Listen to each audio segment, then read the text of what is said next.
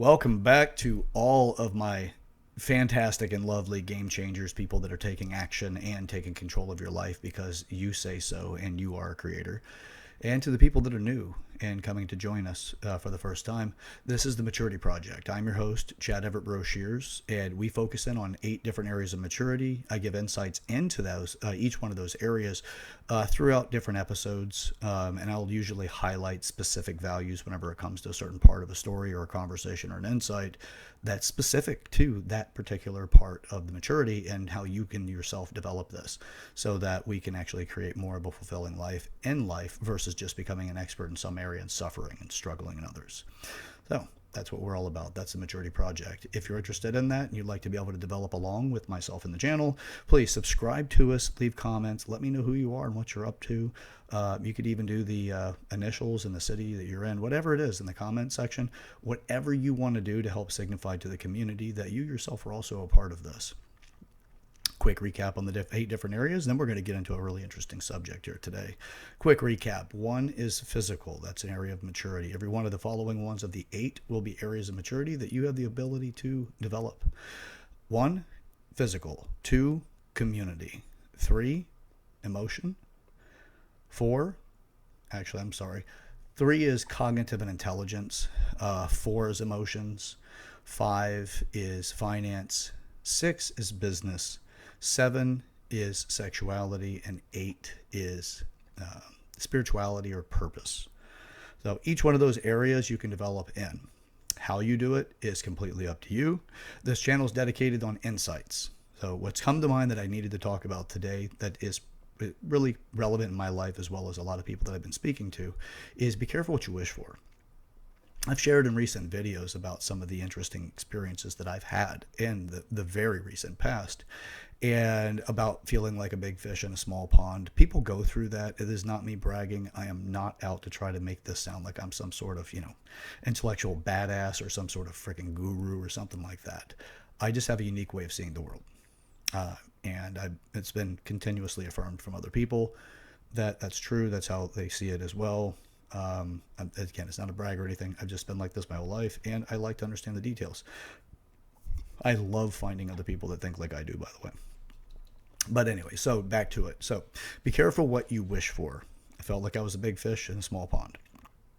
So I really just said to myself one day with absolute intention and with absolute effort to say, I'm ready. I am ready for the next challenge. I feel that I've not been challenged enough intellectually, emotionally, physically. I feel like I really am. I need more challenge in my life because my goals are pretty big. Let's go. I'm ready. The challenges that came after that, again, be careful what you wish for, right? There are 4 main pillars in life whenever it comes to stability.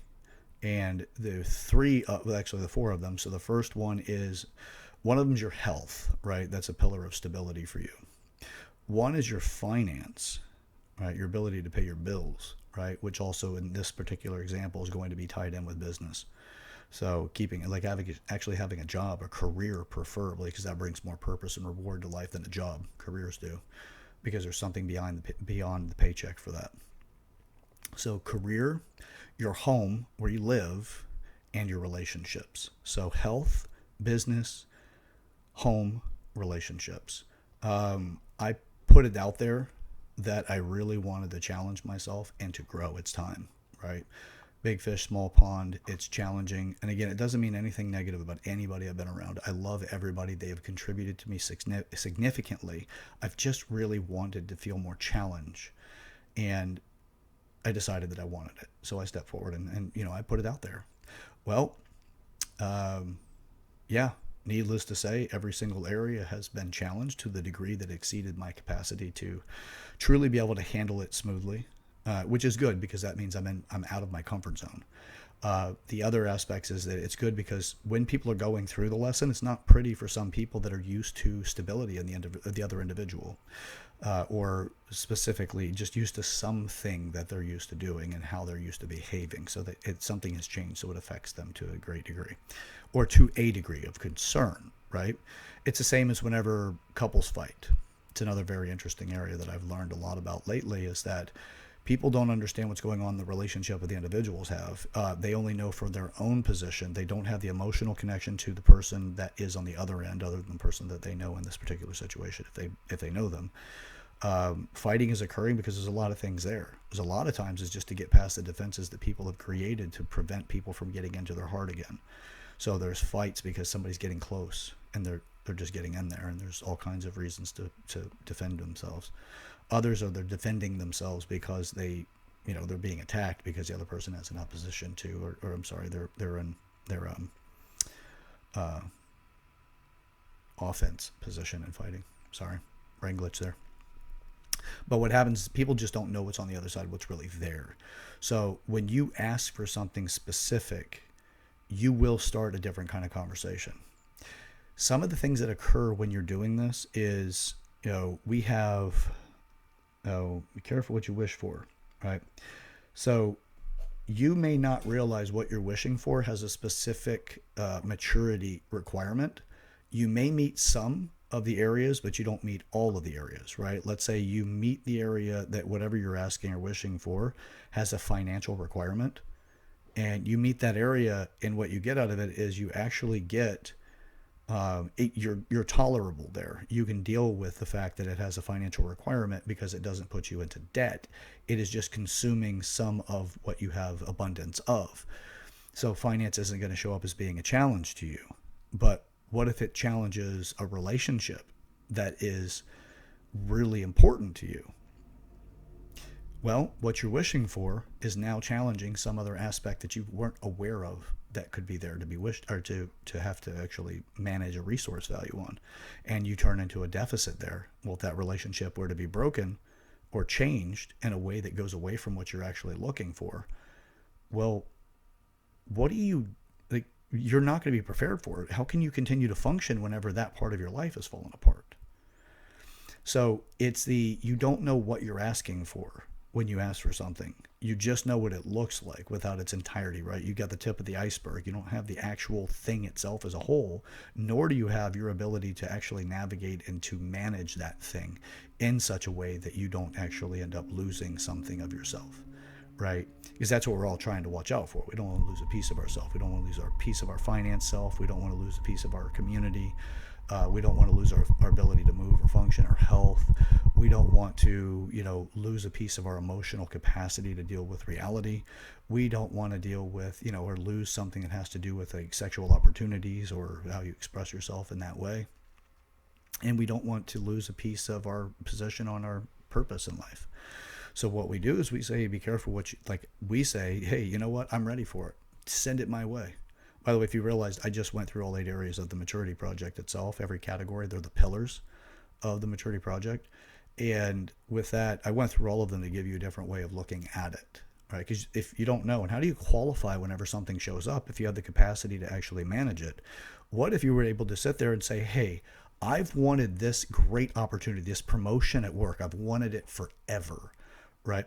You've got your family, you've got your friends, you've got your free time, you've got the money that you're currently making, you have the vacations that you have planned, you have every single aspect. Let's say you're part of the community because you have a purpose driven to help feed the hungry, right? Or, clothe people that are, without clothes or homeless or something, right? You've got some sort of purpose drive for you. You've got your relationship with your partner. You got all those things lined up, right? And then you say, okay, well, you're not even going to consider any of that when this thing shows up. But when it shows up, it has a specific demand on you that you need to contribute to it in order for it to actually be what you want it to be, the thing that you've wished for. That could be, give me $1 million. You know what's behind $1 million, right? For somebody who's never had money? Well, what's behind it is, first off, you have to deal with your own emotional experience of realizing you just got a great deal of money that you're not familiar with. And then you got all the excitement, the things that you think you could buy, or the people you could tell to screw off, or whatever it is. You've got an idea, right, of what you would do with that $1 million. As soon as you get it, you start to flood in with the imagination. Like, your feet are not going to touch the ground for a little while. And you're going to be fantasizing about a lot of things about winning money or to getting money for however means you come into it. But you don't think about the other things. How about the way that people are going to view you? First off, you're going to experience people that are happy for you. They may not be genuinely happy for you. They may be genuinely happy for their opportunities, but it seems they're genuinely happy for you. Well, what you don't realize is these people want something from you that you did not have that demand before. They were whoever they were because you didn't have money. They just liked you for whatever variable that was there. But you might have turned into a tree that bears fruit to them. Well, they're going to treat you like they treated you before, modified by their level of ability to hide the agenda that they're looking for something, and the expectations that come with that. A lot of your friends, if you were to actually come into money like that, there's some people in your life that are going to feel entitled to it, like you owe it to them. That would show up. You're not prepared for that. Nobody says that's what I want when I ask for $1 million. Nobody thinks that, that what's going to happen to their relationships as they deteriorate, because that's the part of their community, right? Well, their emotions have showed up. They're realizing exactly what's going on. What if you start losing touch with reality because that money is so great to you that is giving you the ability to say F you to all these people that you've been holding relationships in place for because of the payoff or because it stabilized something else, but you would prefer to have absolutely told them to stay straight, take a frickin' hike? Well, now you've got the reality that they're now using you, right? You don't know any of that stuff. You don't ask when you say I want $1 million to think about how many people are just there for you to give them something. You don't ask for that. You're not asking for the way it affects you and your mental position and your emotions. You're not asking for the way you're going to treat your partner. If you've been in a relationship for a specific amount of time, you don't need them financially anymore. How are you going to treat them? And what does it tell you about you if you only really treated them nicely because financially you needed them? What kind of satisfaction are you going to have in life just making it? Because that's what it is for those types of people. They're just making it. So I'm not downing anybody for the decisions they're making. I'm giving insights to help people go, oh, wow, okay, I didn't think of that. Same thing. I had a trainer one time. This guy, yeah, because I've been in the gym industry for some time. I had a trainer, and this guy had a genetic position to actually be in really good shape already. He just had a specific, lineup of genes that just gave the guy this privilege. And then he got turned on to steroids as well. So the guy had just had this immaculate body. Since I fixed gyms, and this particular gym I was assigned to, I was working on it, and this gentleman was one of the top tier trainers because he looked so incredibly good. He is absolutely the role, right? He looks the role. Now, he had the greatest amount of clients. He was kind of cocky. He fought everybody when it came to any kind of change. He would push back, and they speak for the trainers. The reality was he's just speaking for himself. But point of it is that the guy was in immaculate shape. Imagine that you said, hey, I just wish that I was in amazing shape. Well, this guy was in amazing shape. This guy had the ugly duckling syndrome. Now, I have the ugly duckling syndrome as well because I don't recognize myself as being that attractive. I'm not asking anybody to actually come to my rescue about that or anything either. I'm just saying I just don't see myself as attractive. This guy had the ugly duckling as well. This guy was married, a couple of kids. Still, he was a really nice guy, but you could tell that being in really good shape, the way he was and the attention he was getting was all new to him. So it became chaos to him because he was pretty much hooking up with half of his clients, if not more. And it turns out both sides, so there really wasn't a client that was excluded in that because he just had so much attention he wasn't prepared for, and it really confused him on an intimate level as well. So he started to really damage his relationships because he got to a point that very few people, there's very few people that ever actually get to that physique. And with that, there's some people that never even get in shape. Now, this guy also, he was not the most attractive. His facial values probably put him on a lower scale, but the rest of him is immaculate, which means that it also gave him, and that's not my judgment, he was just not that attractive of a guy for a lot of people, but when you get to know him, you realize that the guy's amazing, and he was challenged by that, not my judgment on it. He was challenged by it because he just grew up with people liking him for other things, not the way he looked. They grew up liking him for being funny. He is incredibly intelligent.